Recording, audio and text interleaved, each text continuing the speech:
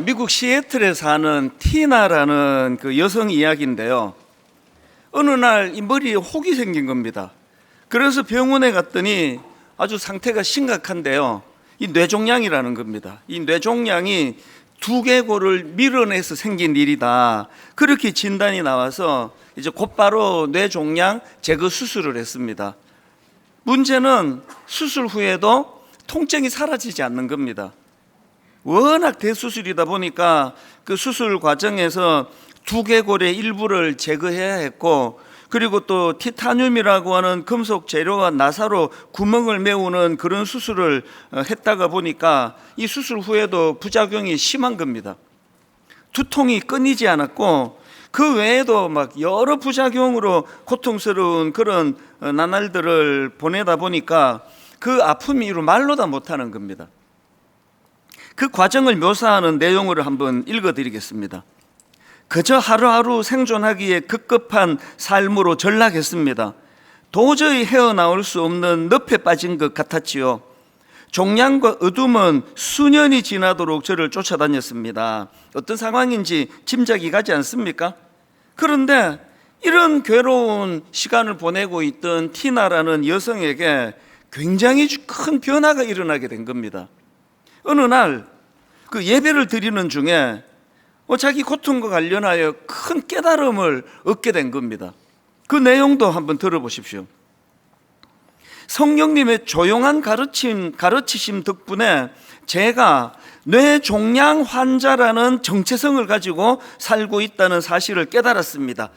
여기 지금 굉장히 중요한 표현이 나오는데요. 뇌종양 환자라는 정체성, 이런 표현을 씁니다. 이게 무엇과 대비되는지 한번 보십시오. 성령님의 조용한 가르치심 덕분에 제가 뇌종양 환자라는 정체성을 가지고 살고 있다는 사실을 깨달았습니다.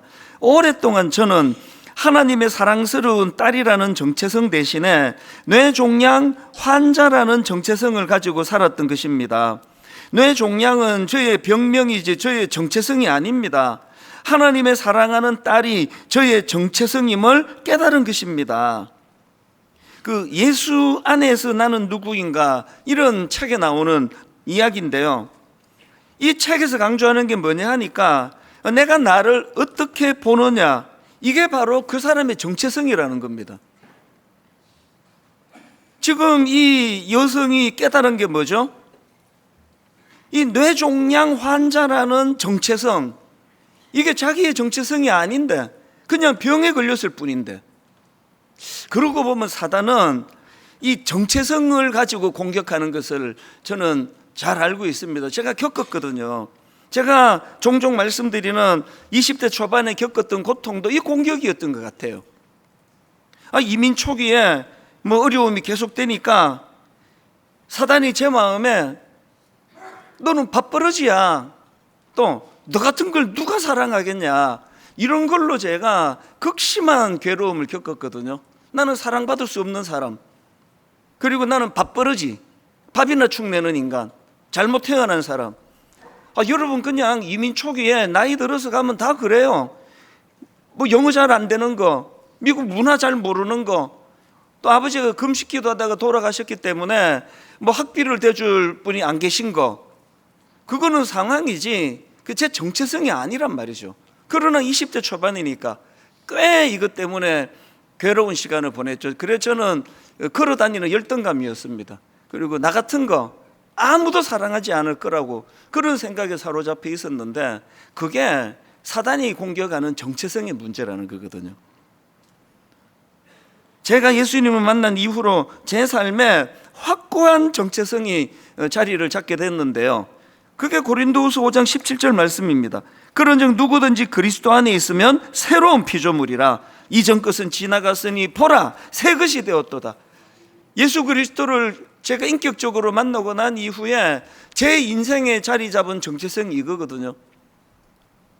근데 여기서 중요한 거는 이전 것은 지나갔으니 새 것이 되었도다, 이렇게 표현하는데 여기 나오는 되었도다, 이게 완료 시제라는 거예요. 이 완료 시제라는 게 뭐냐 하면은 과거에 어떤 시점에서 일어난 그 일의 결과가 지금까지 쭉 계속되는 거, 이 완료 시제거든요. 내가 새 것이 되었다. 이 말씀은 저와 여러분이 과거 어느 지점에서 우리가 예수님을 믿게 됐고, 그 예수님께서 우리에게 새로운 정체성을 주셨고, 그 예수님이 내 인생을 새롭게 하셨는데, 그 새롭게 된 상태가 지금까지 쭉 계속되는 거예요. 제가 20대 초반에 주님을 인격적으로 만난 이후로 제 인생은 그냥 쭉 이렇게, 그래서 뭐 때로는 설교를 은혜롭게 잘할 때도 있고 은혜롭게 하지 못할 때도 있고, 뭐 어떤 분은 또 이 설교에 은혜를 받고 어떤 분은 은혜를 못 받고, 어떤 분은 저를 과하게 또 오해해가지고 칭찬하고, 어떤 분은 또 저에 대해서 곡해를 하고, 어떤 상황이든지 간에 거기에 휘둘리지 않는 거예요. 내 정체성은 그런 것에 결정되지 않는다. 내 정체성은 십자가 지신 주님이 만들어 주셨다. 그러니까 흔들리다가도 자리를 잡을 수 있고, 흔들리다가도 자리를 잡을 수 있고, 뭐 이건 여러분이 저를 보시면서 늘 느끼는 거 아닙니까? 이게 하나님이 주신 정체성의 영향이거든요. 에베소서 4장 23절 24절, 오직 너희의 심령이 새롭게 되어 하나님을 따라 의와 진리의 거룩함으로 지으심을 받은 새 사람을 입어라. 이 티나라는 여인이 자기를 괴롭히는 그 뇌종양 수술 이후에 겪었던 수많은 고통과 아픔이, 이거는 그냥 현상이고 상황이에요. 뇌종양이 찾아왔을 뿐이에요. 그런데 뇌종양 환자라는 정체성으로 자리 잡고 있는 걸 자기가 예배 중에 그것을 깨달았기 때문에, 이거를 저희가 너무나 굉장히 간단한 깨달음이지만, 나는 뇌종양 환자라는 정체성이 아니라 나는 사랑받는 하나님의 딸이라는 정체성을 갖고 있다. 이렇게 딱 정리를 하고 나니까 뭐 두통은 계속됐는지 안 됐는지 모르지만 그것에 휘둘리지 않는 인생이 되더라는 것이거든요. 여러분은 지금 어떤 정체성을 갖고 계십니까? 장사가 잘 안 되시는 분 계시죠? 그냥 장사가 잘 안 되는 거예요. 그게 여러분의 정체성이 아닙니다. 장사가 잘 안 되는 게, 나는 이제 내 아내에게 난 사랑받을 수가 없어, 난 장사를 못하는 사람이야, 이렇게 결부시키는 건 사단의 역사라는 거거든요. 여기 지금 좀 아픈 분 계시잖아요. 그냥 아픈 거예요. 그게 여러분의 정체성이 아니에요. 나는 좀 아픈 하나님의 사랑을 받는 하나님의 딸이다, 하나님의 아들이다. 이게 하나님이 원하시는 정체성이거든요. 근데 여기서 한 가지, 이렇게 우리가 예수 그리스도로 인해서 새로운 자존심과 또 건강한 정체성을 부여받는 특혜를 누렸다면 우리가 해야 될 의무가 있다는 겁니다. 해야 될 의무가 뭐냐? 그게 지난주 우리가 살펴보았던 빌립보서 1장 27절, 오직 너희는 그리스도의 복음에 합당하게 생활하라. 기억나시나요? 여기 나와 있는 생활하라는 시민답게 살라라는 뜻이라 그랬잖아요.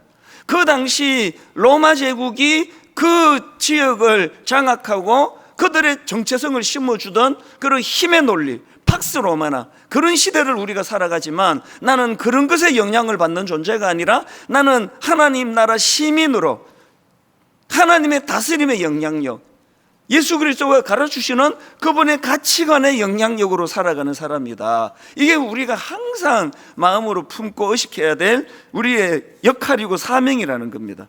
그래서 제가 지난주에 이런 소제목으로 복음에 합당한 삶을 위한 세 가지 당부, 그런 소제목으로 이제 세 가지를 말씀을 드리려고 준비를 했는데, 이제 뭐 이 시간이 모자라 가지고 그 중에 하나만 소개하고 나머지 두 개를 오늘 소개하겠다 그랬는데, 지난 일주일 사이에 이 설교가 또 발전을 했습니다. 업그레이드가 돼 가지고 이제 소제목을 제가 조금 바꾸고 나서 조금 더 이제 더 깊은 각도로 설교하고 싶은데요. 제가 소제목 이렇게 바꾸었습니다. 한 마음 한 뜻으로, 그 소제목 이렇습니다. 건강한 자존심이 이끄는 새로운 삶의 목표. 우리에게 건강한 자존심, 건강한 정체성이 생겼다면 우리에게 목표가 새로워졌다는 거거든요. 그 세 가지를 제가 정리를 해드릴게요. 첫 번째는 지난주 드린 소제목과 같습니다. 우리의 새로운 삶의 목표가 뭐냐? 첫째, 한 마음 한 뜻으로 함께 세워가는 삶. 이게 우리의 새로운 삶의 목표입니다. 빌립보서 1장 27절입니다. 오직 너희는 그리스도의 복음에 합당하게 생활하라. 이는 내가 너희에게 가보나 떠나 있으나 너희가 한 마음으로 서서 한 뜻으로 복음의 신앙을 위하여 협력하는 것과. 우리에게 어떤 삶의 목표가 생겼냐 하니까요, 예수 믿기 전에는 그냥 홀로 살아가는 인생이에요. 뭐 우리가 홀로 어떻게 해서든 내가 다른 사람들을 이기고 극복하고 내가 잘 살아야 되겠다는 경쟁 구도로 살았다면, 예수 믿고 나서 어떤 삶의 목표가 생겼냐 하니까 혼자가 아니라 함께 잘 사는 법을 배워가는 목표로 우리가 바뀌어져요. 함께 잘 사는 것.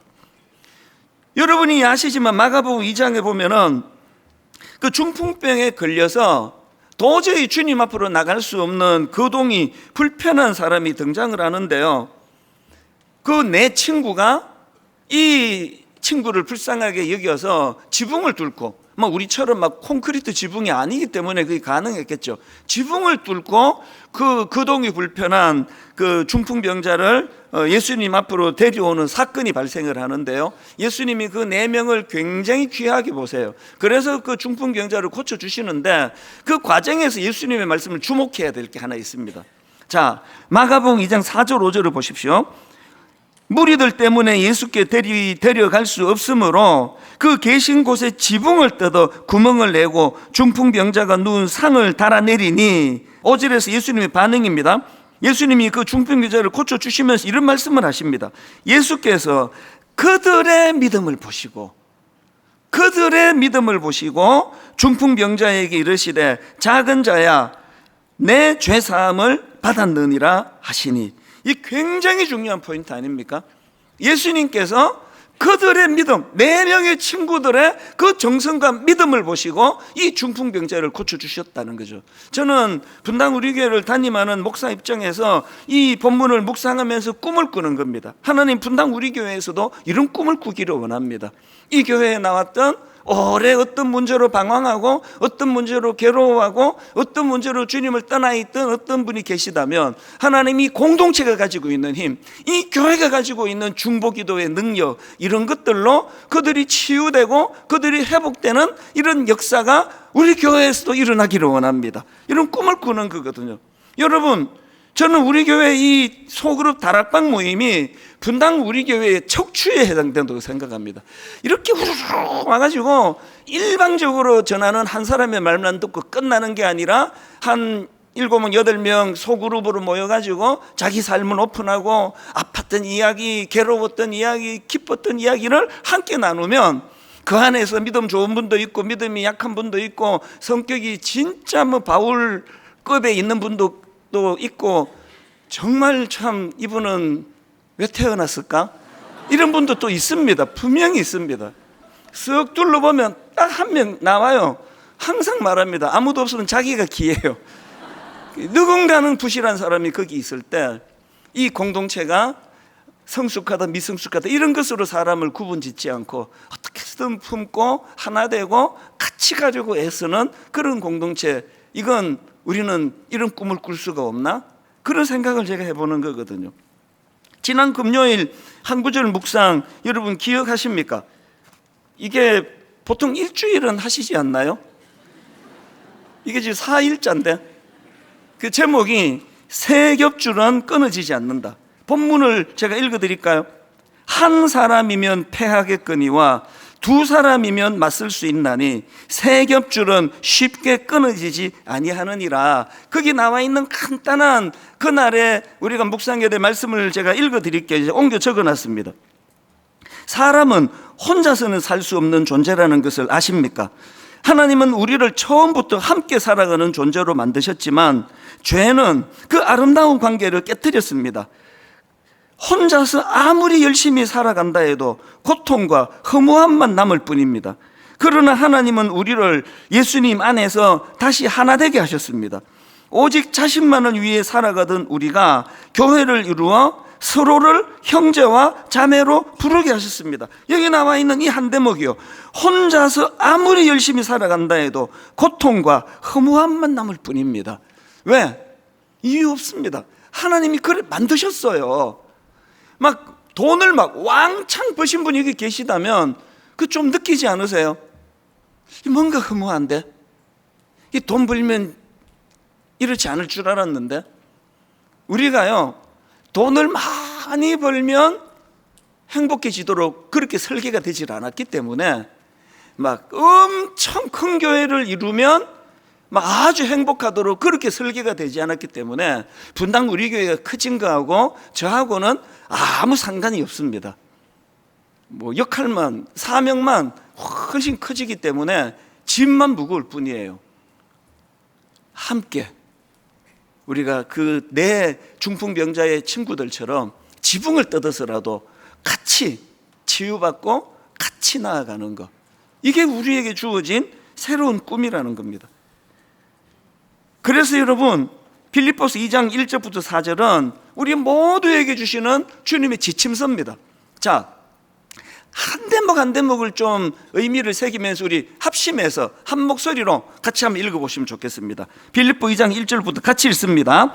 그러므로 그리스도 안에 무슨 권면이나 사랑의 무슨 위로나 성령의 무슨 교제나 긍휼이나 자비가 있거든 마음을 같이하여 같은 사랑을 가지고 뜻을 합하며 한 마음을 품어 아무 일에든지 다툼이나 허영으로 하지 말고 오직 겸손한 마음으로 각각 자기보다 남을 낮게 여기고 각각 자기 일을 돌볼 뿐더러 또한 각각 다른 사람들의 일을 돌보아 나의 기쁨을 충만하게 하라. 이 논리가 계속 그 상대방이에요. 그 사람을 위하여, 그 사람을 나보다 낮게 여기고 그 사람에게도 나와 똑같은 은혜가 임하도록 자기 일처럼 그들을 돌보라 그러고 쭉 그 사람 그래놓고는 맨 마지막에 왜 그래야만 되느냐, 그의 기쁨을 도와주기 위해서가 아니에요.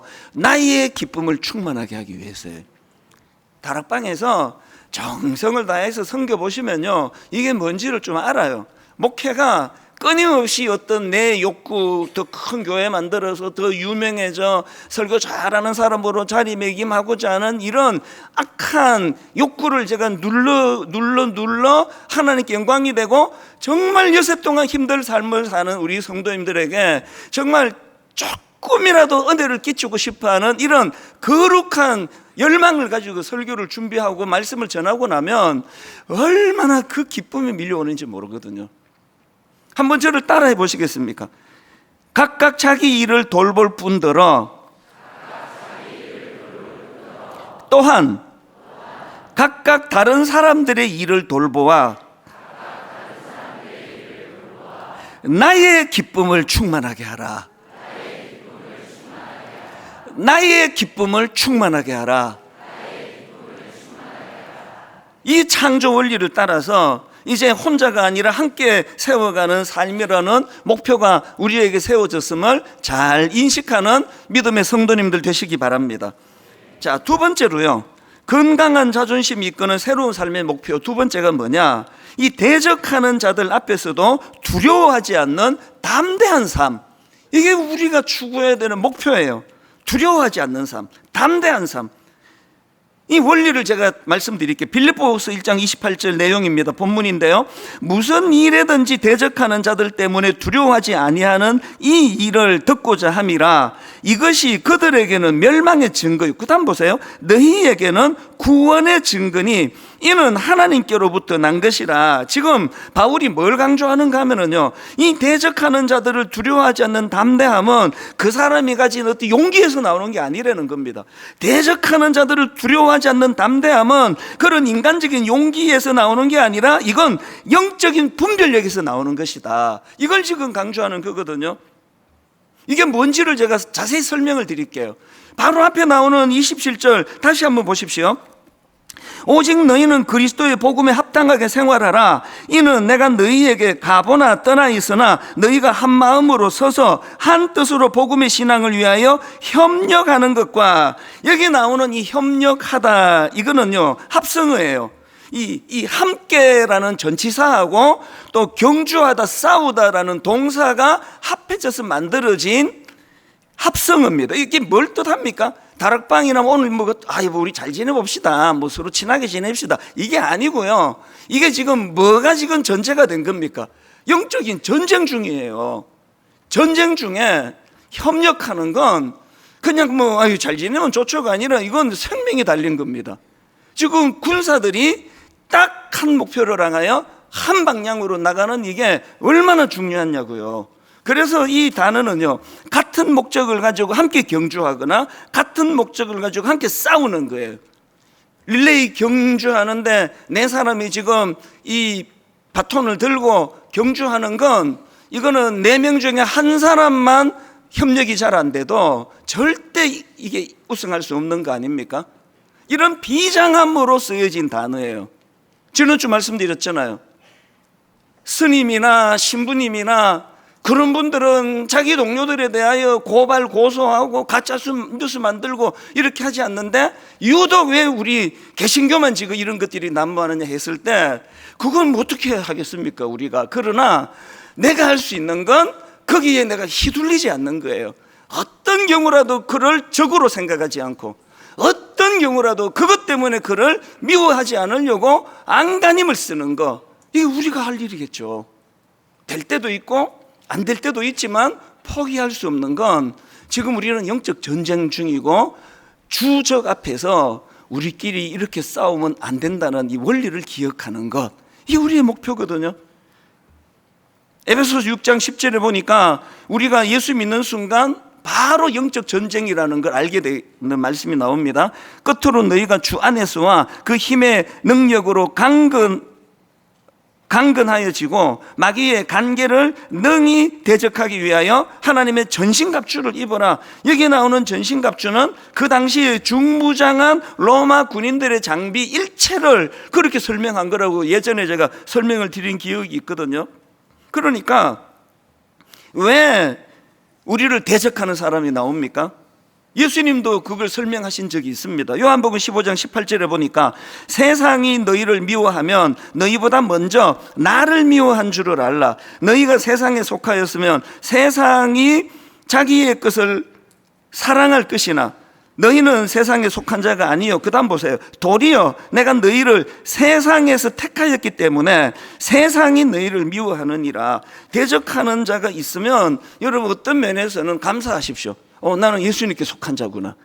아무도 여러분을 대적하지 않으면 내가 신앙을 좀 부실하게 신앙생활을 하는구나. 여러분들이 어떤 이유도 없이 억울한 일을 당하고 어떤 이유도 없이 나를 대적하는 사람들이 나오는 건, 예수님께서 그건 너를 미워하는 게 아니라 나를 미워하는 거야. 이게 영적인 차원으로 이걸 바라봐야 된다는 거거든요. 여러분, 우리 지난번 그 빌립보서 1장 15절을 다룰 때 바울에게서 이거 우리가 보지 않았습니까? 감옥에 갇혀 있는 바울, 안 그래도 괴로운데 마음이 힘들고 어려운데 바깥에서 들려지는 소리가 참 참담해요. 자, 빌립보서 1장 15절 기억나시죠? 어떤 이들은 투기와 분쟁으로, 어떤 이들은 착한 뜻으로 그리스도를 전파하나니. 그리고는 17절, 그들은 어떤 분입니까? 투기와 분쟁으로 그렇게 열심을 내는 그들은 나의 매임에 괴로움을 더하게 할 줄로 생각하여 순수하지 못하게 다툼으로 그리스도를 전파하느니라. 바울이 지금 안 그래도 자기를 괴롭히는 유대인들하고 감옥을 지키고 있는 그 로마 군병들, 군사들 때문에 마음이 복잡하고 어려운데, 그래도 같은 길을 간다고 하는, 복음을 전한다고 하는, 동력자로 가는 그 사람들까지 자기를 괴롭히니 뭐 얼마나 힘들었겠냐고요. 죽고 싶었을 거예요. 그러나 바울은 거기에 함몰되지 않잖아요. 그 비결이 무엇인가 보니까 18절 기억나실 겁니다. 그러면 무엇이냐? 거칠애로 하나 참으로 하나 무슨 방도로 하든지 전파되는 것은 그리스도니 이로써 나는 기뻐하고 또한 기뻐하리라. 바울이 그런 상황에서 괴로움을 타게 하는 방식은 그 좁은 틀 안에서 자기들끼리 아웅다웅하는 것들을 벗어나 버리는 거예요. 더 큰 꿈을 꾸는 거예요. 더 큰 그림을 보는 거예요. 그래서 날 괴롭히려고 복음을 전하든지 날 협조하기 위해서 복음을 전하든지 이게 중요한 게 아니라 전해지는 게 복음이라면 난 상관없다. 이것이 바울의 기쁨을 빼앗아가지 못하는 원동력이라고 한다면, 저를 포함해서 저부터도 이게 저에게 항상 숙제거든요. 어떤 상황에서도 더 큰 그림으로 품을 수 없나? 포용할 수 없나? 왜 이런 안 해도 되는 숙제는, 제가 미국에서 지금 슈퍼마켓 하고 있으면 이웃 가게가 저에 대하여 그렇게 막 폄하하고 가짜뉴스 만들고 그러면 바로 응징하면 되죠. 못하잖아 지금. 왜? 제가 새로운 피조물이 됐어요. 저는 적어도 목사거든요. 이런 목표가 우리에게 있기 때문에 이것이 아까 말씀드린 그 원리 그대로 상대방을 위하는 게 아니라 내 기쁨을 위해서예요. 내 평안을 빼앗기지 않는 비결이라는 것, 억지로라도 우리가 이 훈련을 해야 되는 것. 그래서 디모데후서 1장 7절입니다. 디모데후서 1장 7절, 하나님이 우리에게 주신 것은 두려워하는 마음이 아니요 오직 능력과 사랑과 절제하는 마음이니, 이 사실을 이론이 아니라 여러분 삶 속에서 믿음이 작동될 때 저 디모데후서 1장 7절이 작동된다는 걸 경험하며 예수 믿는 여러분 되시기를 바랍니다. 마지막 세 번째로요, 건강한 자존심이 이끄는 새로운 삶의 목표가 하나 더 있는데, 자신의 삶에 찾아온 고난조차 의미를 부여해 버리는 의미를 부여하는 삶. 자, 29절입니다. 그리스도를 위하여 너희에게 은혜를 주신 것은 다만 그를 믿을 뿐 아니라 또한 그를 위하여 고난도 받게 하려 하심이라. 자, 이 말씀에서 지금 바울이 감옥에서도 절망하지 않는 비결을 저는 발견하는데요. 자, 액센트를 좀 한 군데 더 주어서 본문을 보십시오. 다시 한번 읽어드릴게요. 그리스도를 위하여 너희에게 은혜를 주신 것에, 은혜를 주셨습니다. 은혜를 주신 것은 두 가지 목표가 있네요. 다만 그를 믿을 뿐 아니라 우리에게 믿음을 주시기 위하여 은혜를 주시고, 그 다음에 또한 그를 위하여 고난도 받게 하려 하심이라.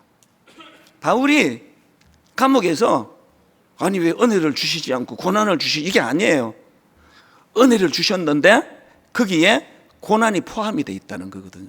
이게 어떻게 이런 인식이 가능한가 하니까요, 바울이 왜 어떻게 이런 고백을 할 수 있냐니까 자기 인식 때문에 그래요. 자, 에베소서 1장 1절입니다.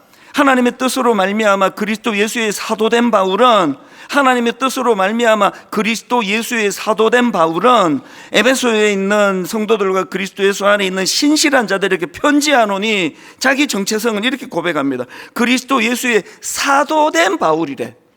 여기 나오는 이 사도, 이 헬라어로 아포스톨로스인데요, 이거는 보냄받은 자라는 뜻이에요.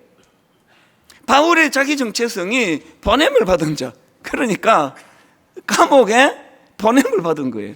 이 감옥을 자기가 보냄을 받은 걸로 그렇게 인식을 하니까 이것이 너희들에게 절대 손해가 아니다, 그렇게 빌립보서가 말씀이 시작되는 거 아닙니까?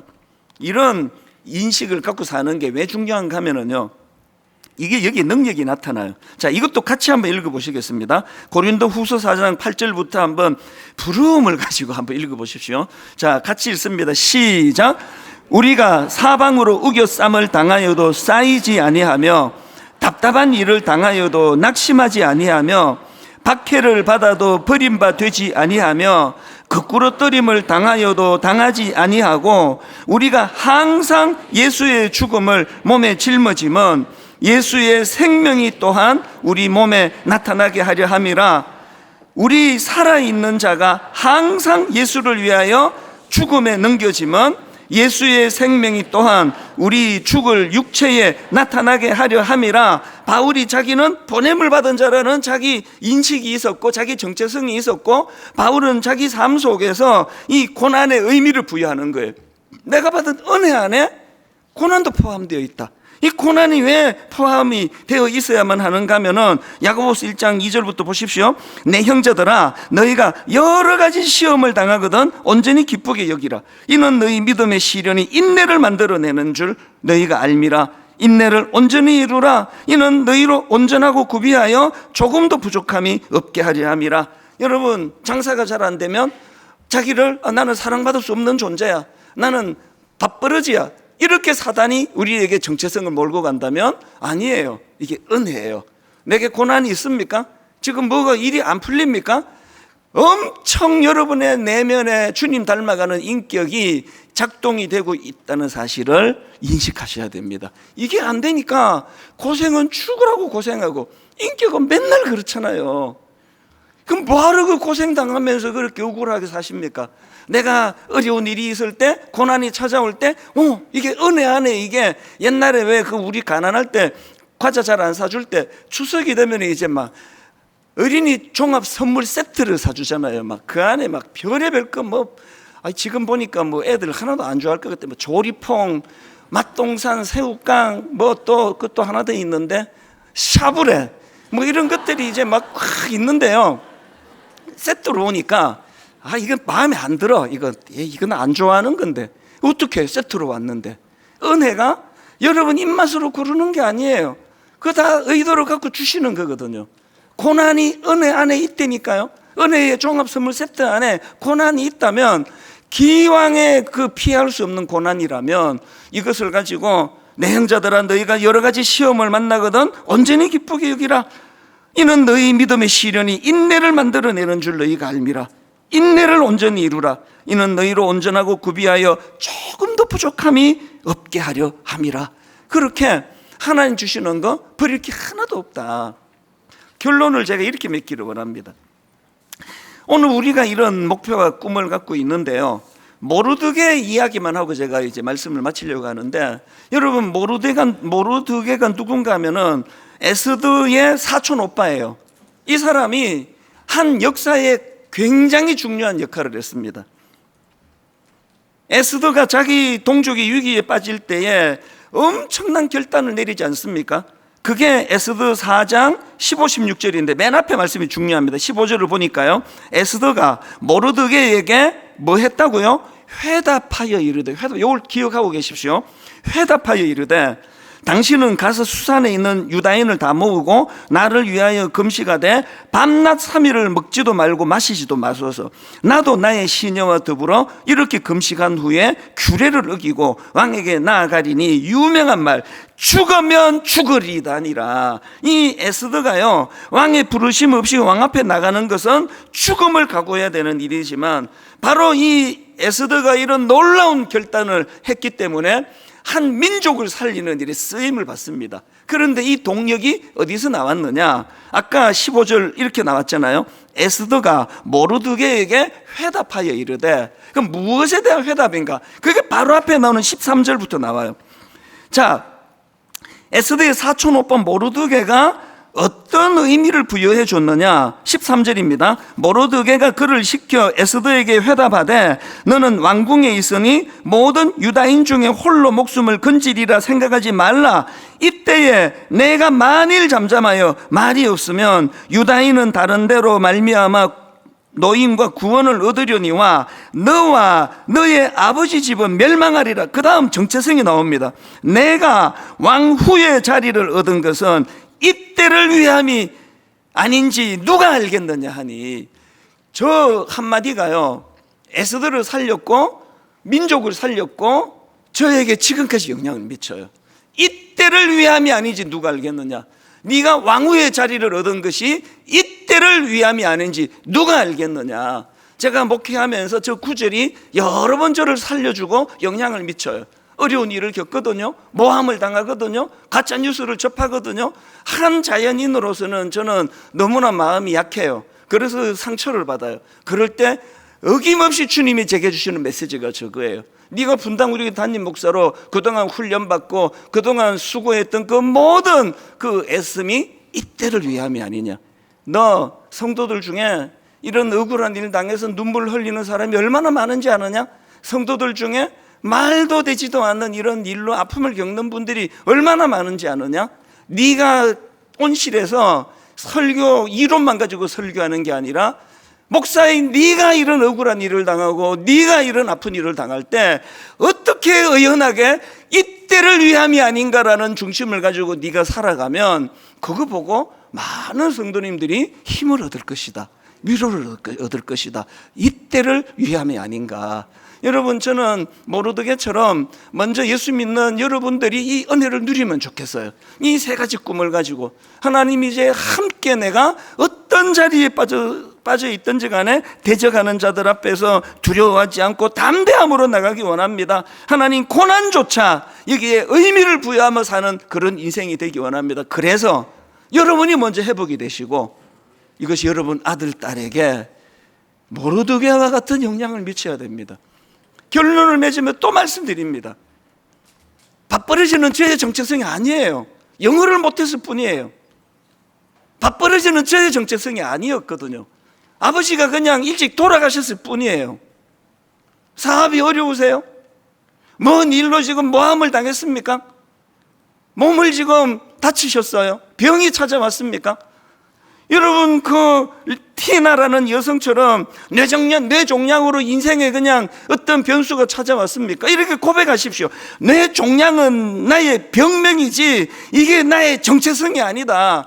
나는 하나님의 사랑받는 하나님의 사람이라는 정체성을 가지고 있다. 오늘 이 설교를 총 정리하는 찬양으로요, 우리 이 찬양 나의 하나님, 막 결정적일 때마다 저는 이 찬양이 떠오르는 이 가사를 보니까 이렇습니다. 나의 사랑, 너는 어여쁘고 참 귀하다. 어느 보석보다 귀하다. 그 다음 가사가 이래요. 너가 사랑스럽지 않을 때 너를 온전히 사랑하고. 여기서 알게 되는 거 하나 있죠. 정체성은요, 내 행위로 나오는 게 아니에요. 정체성은 내가 만드는 게 아니에요. 건강한 정체성은 성공한 사람들만 누리는 게 아니에요. 내가 사랑스럽지 않을 때, 실패했을 때, 내 스스로가 밥벌어지라는 비참한 자리에 빠져 있을 때, 그때도 주님은 나를 사랑해 주시는 그런 존재. 이게 저의 정체성이거든요. 저 이제 열등감 없거든요. 정말 없습니다. 저는 큰 교회 목사여서가 아니라 저는 하나님의 사랑을 받는 하나님의 사람이라는 정체성으로 무장됐기 때문이거든요. 여러분, 이걸 여러분이 먼저 누리고 여러분 자녀들에게 이걸 가르쳐 줘야 됩니다. 우리 찬양같이 부르실 동안에 그 티나라는 여성이 예배 가운데 이런 감격을 회복했던 것처럼 오늘 이곳저곳에서 이 감격의 이 기쁨의 눈물이 일어날 줄로 저는 믿습니다. 같이 찬양하시겠습니다. 나의 사랑, 너는 어여쁘고 참 귀하다. 어느 보석보다 귀하다. 내가 사랑스럽지 않을 때 너를 온전히 사랑하고 너와 함께하려 내가 왔노라. 이게 우리의 정체성. 우리 다시 한번 노래합니다. 나의 사랑, 너는 어여쁘고 참 귀하다. 어느 보석보다 귀하다. 내가 사랑스럽지 않을 때 너를 온전히 사랑하고 너와 함께하려 내가 왔노라. 주의 사랑, 이 사랑은 결코 변치 않아. 모든 계절, 모든 상황 돌보시네. 풀은 마르고 꽃은 시드나 주의 말씀은 신실해. 실수가 없으신 주만 바라라. 이 하나님의 정체성으로 무장하고 노래합니다. 주님의 나라와 뜻이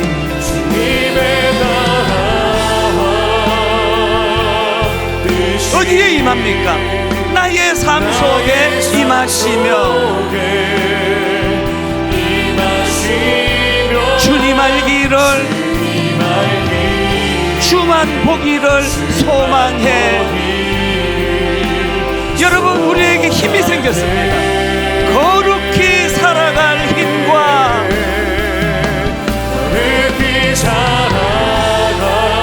우리에게 힘이 생겼습니다. 두려움 없는 믿음 주신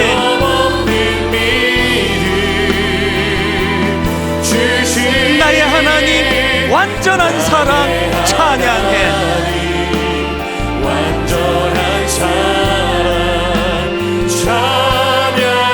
주의 사랑, 이 사랑은 결코 변치 않아. 주의 사랑, 우리의 건강한 정체성이 여기서부터 시작이 되는 겁니다. 모든 계절 돌보시네. 풀은 마르고 꽃은 시드나 주의 말씀은 신실해 실수가 없으신 주만 바라라. 여러분 준비되셨습니까? 선포합니다.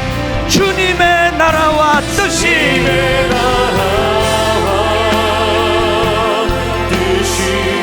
나의 삶 속에 임하시며 주님 알기를 주만 보기를 소망해. 저와 여러분에게 힘이 생겼습니다. 거룩히 살아갈 힘과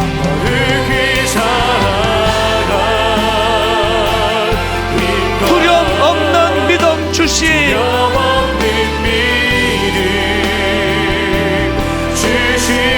나의 하나님 완전한 사랑 찬양해. 우리 안에 두려움을 몰아내시는 하나님의 능력, 이 찬양하리 만군의 주.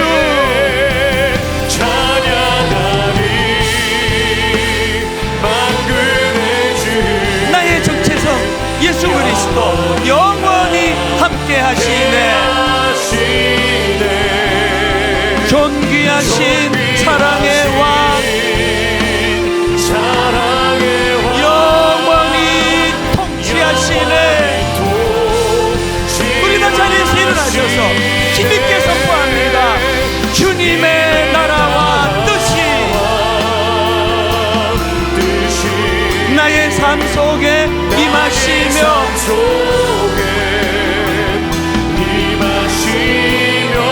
주님 알기를 주만 보기를 소망해. 시시하게 살지 않습니다. 거룩히 살아갈 힘과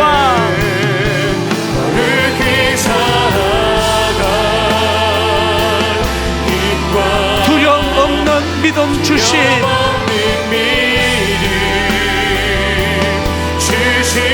나의 하나님 완전한 사랑 찬양해. 완전한 사랑 찬양해. 그 티나라는 여성이 무슨 엄청난 스승님을 만나고 깨달은 게 아니고요, 예배 드리는 가운데 그분 표현 성령님이 조용히 가르쳐 주신 거거든요. 여러분은 왜 그런 이상한 정체성에 빠져 있습니까? 난 밥버릇이야. 난 성공할 수 없어. 나는 남편에게 아내에게도 사랑받을 수 없는 사람이야. 나는 누구에게도 사랑받을 수 없어. 그거는 너무나 사악한 사단의 더러운 거짓말이에요. 그냥 사업이 잘 안 되는 겁니다. 그냥 어려운 거예요. 그냥 건강을 다쳤을 뿐이에요. 그리고 그냥 지금 하는 일이 잘 안 풀리는 거지, 그것이 내 정체성이 아닙니다. 모르드게처럼 여러분들이 이 하나님의 말씀으로 무장하고 그리고 자녀에게 좀 가르쳐 주세요. 너무나 젊은이들이 지금 여기에 놀아나고 있습니다. 외모를 가지고, 그 사람의 몸매를 가지고, 그가 갖고 있는 입고 있는 옷을 가지고 이런 것들로 그 사람의 정체성을 만드는 게 이 시대 아니냐고요. 그거 아니에요. 저도 정말 남루한 옷을, 무릎팍이 다 튀어나온 옷을 입고 창피해가지고, 너무너무 창피해가지고 교회 가는 게 부끄러웠던 기억이 지금도 나요. 그런데 그게 내 정체성이 아니더라고요. 난 여전히 사랑받는 존재, 나는 하나님의 사랑을 받는 하나님의 자녀라는 정체성, 오늘 이것이 회복되도록, 그리고 이 사실을 우리 자녀들에게 전할 수 있도록 우리 합심하여 한 목소리로 함께 같이 기도하시겠습니다. 살아계신 하나님 아버지, 오늘 예배 가운데 티나라는 그 여성이 경험했던 성령님 조용히 임재하시는 그 은혜를 우리도 경험하기를 원합니다. 하나님 아버지, 우리들 삶 가운데 하나님, 나의 사랑, 너는 어여쁘고 참 귀하다. 너가 사랑스럽지 않을 때도 너를 온전히 사랑하고 너와 함께 하기를 원한다. 주님의 이 아버지 놀라운 그 사랑이 우리들의 삶의 아름다운 정체성이 되고 우리들의 자존심이 되도록 인도하여 주시옵소서. 하나님, 건강한 자존심을 주시고 이것이 우리 삶의 새로운 삶이 되도록 인도하여 주시옵소서. 살아계신 하나님 아버지, 오늘 우리가 주님 앞에 언제나 믿음을 갖고 주님 앞에 나와서 아버지 하나님 인도하여 주시옵소서. 아버지 하나님 우리를 선한 길로 인도하여 주시옵소서.